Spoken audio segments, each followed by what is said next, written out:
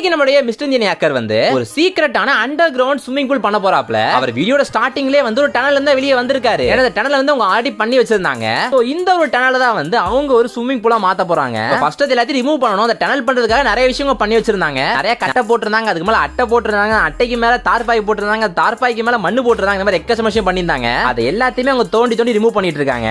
எல்லா setup remove பண்ணியாச்சு. பண்ணிட்டு பார்த்தா அது வெட்ட வெளியா இருக்குது. அந்த ஹைட் மட்டும் பாத்தீங்க அப்படின்னா ஒரு தலை அளவுக்கு இருக்குங்க, நல்லா ஆழமாவே இருக்குது. கையில பாத்தீங்க அப்படின்னா நிறைய ஓட்டைகளா இருக்கும். அந்த ஓட்டையை ஃபுல்லா அவங்க வந்து அடைக்கணும். எல்லா ஓட்டையும் அடைச்சிட்டு கீழே சின்ன சின்ன கல்லுலாம் இருக்கு, அந்த கல்லை ஃபுல்லாத்தையும் பிறக்கி எடுக்கிறாங்க. பொறுமையா தோண்டி எடுத்து எல்லாத்தையும் பக்காவே முடிச்சிட்டாங்க. இப்ப ஒரு பெரிய கருப்பு கலர் தார்பாயை கொண்டு வராங்க. அது பாக்கிறதுக்கே அவ்வளவு பெருசா இருக்கு.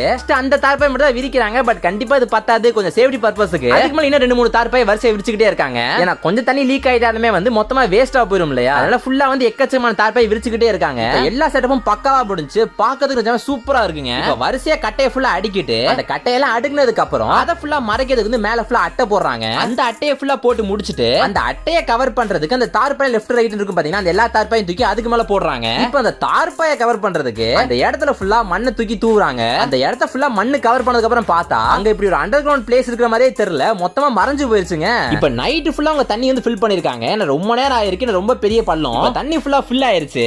யாருமே உள்ள போக பயப்படுறாங்க. ஏன்னா வந்து பயங்கர ஜில்லுன்னு இருக்கு. அவங்க இருக்கிறது ராஜஸ்தானை பொறுத்தளவுக்கு சம்மர் டைம்ல பயங்கரமா வெயில் அடிக்கும், வின்டர் டைம்ல பயங்கரமா குளிரும். யாருமே உள்ள போக பயப்படுறாங்க. ஃபர்ஸ்ட் ஒருத்தர் வந்து கதவை திறந்து உள்ள குதிச்சாப்ல, உள்ள போனே பயங்கரமா குளிர் நடிக்கிருச்சு அவருக்கு. என்னால முடியலடா அப்படின்னு சொல்ல ஆரம்பிச்சிட்டாப்ல.